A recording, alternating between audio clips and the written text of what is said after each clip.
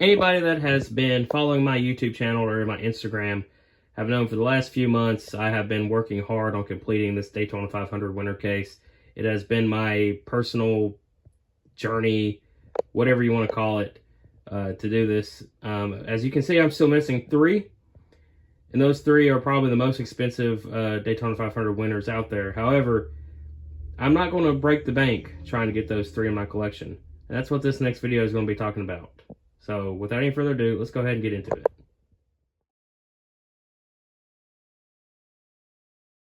What's up, guys? JPat Diecast here with another rant video. Is more or less what this is. I'm going to try to keep it under 10 minutes, hopefully. I kind of realize that's not my strong suit, is keeping videos short and sweet.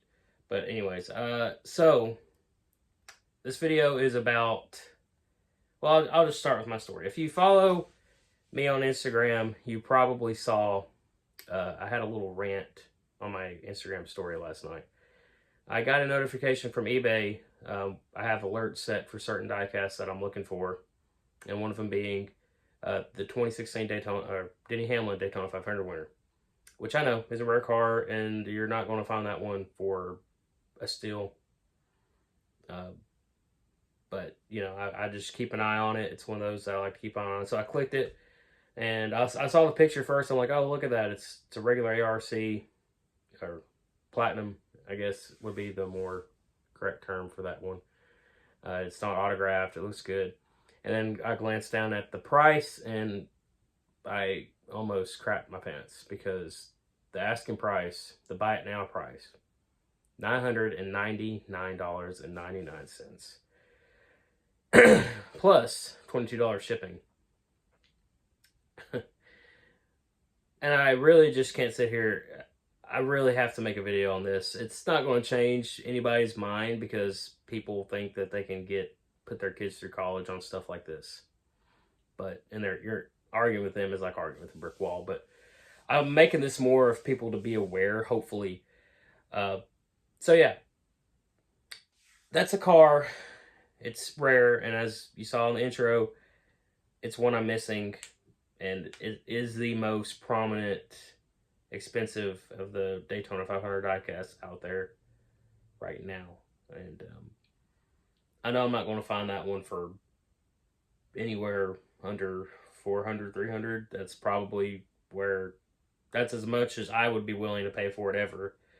And that would have to be, that's not just going to be something that I just pull the trigger on either. That's going to be one that I'm like, make sure I have funds on top of funds for that one.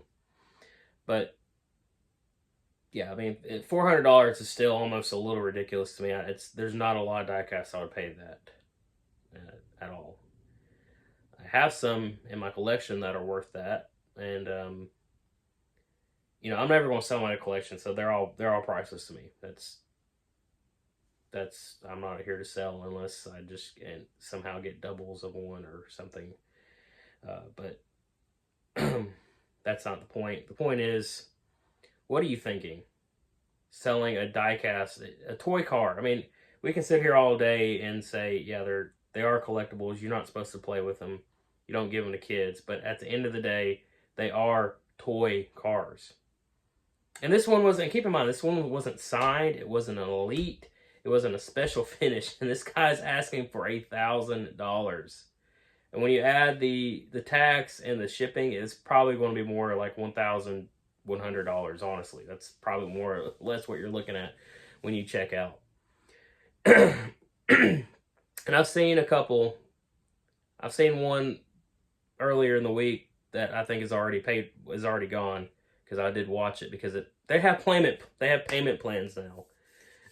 So to have a payment plan on a diecast is crazy. But I watched it to look at it. It was like $7.99.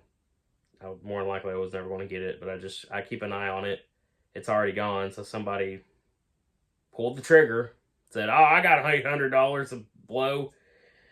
More likely maybe they used the payment plan, which is what I would have done.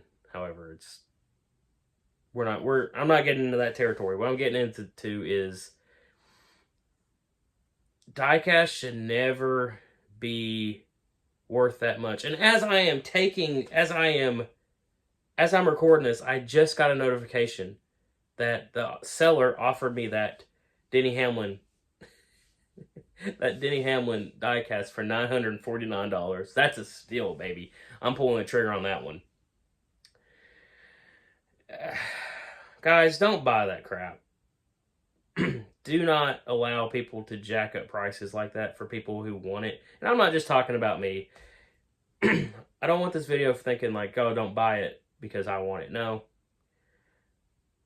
I am in the belief that everybody should have a chance to get something that they really want, because at the end of the day, they're just toy cars. You're not going to put your kids through college through them. They're not, you know, unless you sell a whole collection, and you got to find the right buyer for that. And it's the consumer market. I understand the supply and demand. I get that. That's why I'm like, yeah, I get why the Denny Hamlin car would be around the $400 range. Like, that's acceptable to a point, because I am a diecast collector. I would be willing to pay that much for that, because it's almost a 10-year-old car.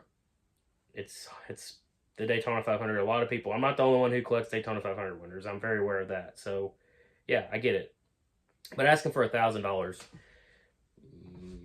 no. Don't buy it. Please don't be an idiot. Please don't buy that. Like, let that sell on eBay forever. Be patient, because there will be somebody. Don't pull the trigger just because you think this is the only time I'm going to get it. Just don't do that. Be patient. Somebody will put it on there for a lot more decent price. And you may stumble at a gypsy. You may stumble on one on a gypsy or a local diecast shop. You may find one for a lot less than that. So do not pull the triggers on these stupid prices, scalper prices on eBay. I'm gonna go ahead and go to my next point, and then we'll probably end the video.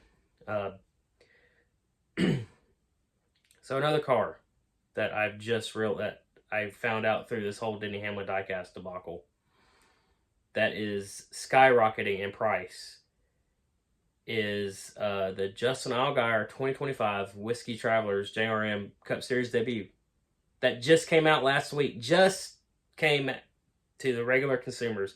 It was at Daytona. I know it was one of those air freighted cars, and I'm kind of regretting not having one of my buddies that was at the Daytona 500 not grabbing me one, because I didn't think that it was going to be going for $200, $400, $500, $800. That's the person who alerted to me on Instagram on the prices of them said an Elite sold for $1,000 freaking dollars, man. This car just came out.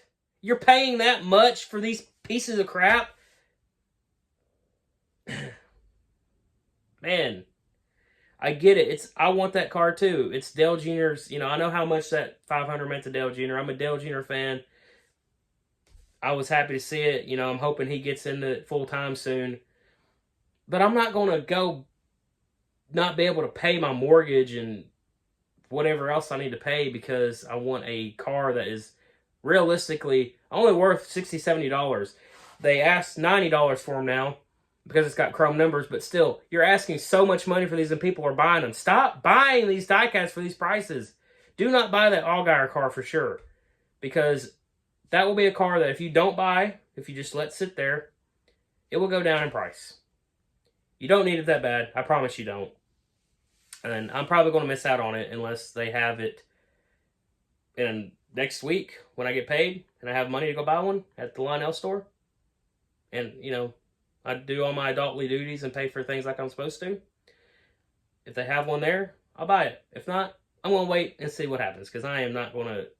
No car is worth that, especially with these brand new cars. Just don't do that. Because I've seen it happen before. I think the Kyle Busch Zone car, the one that I got, I found at Lionel.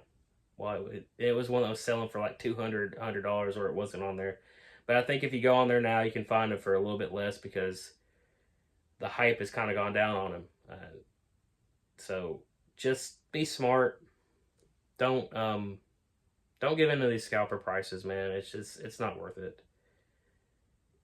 It helps everyone in the end, because I'm not a person who, I think there's people out here who are like, oh, I have this. you don't have it.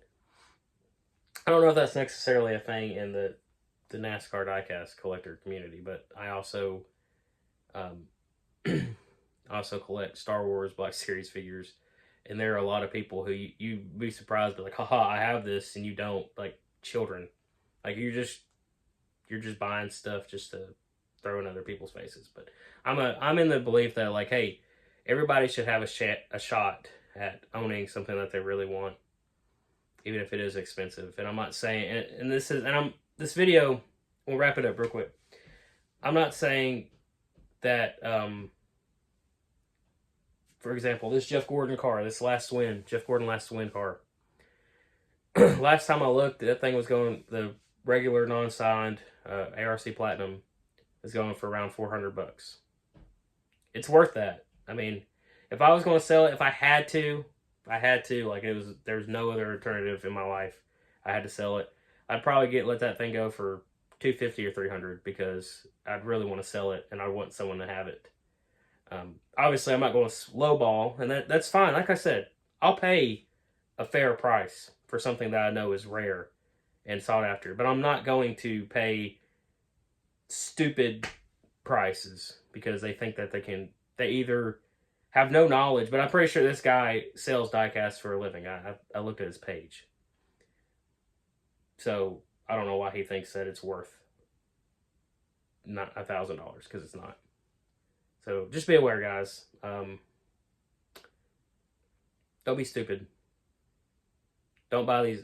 Definitely don't buy the Justin Allgaier cars for this price because it's not worth that at all. You may think it is because it's rising in prices, but they're rising in prices because everybody is clamoring to get one. Please, just shop smart and don't be stupid. That's it, guys. Hope you enjoyed it. Hope you have a great day or night wherever you may be. We'll see you on the next one, guys. Peace out.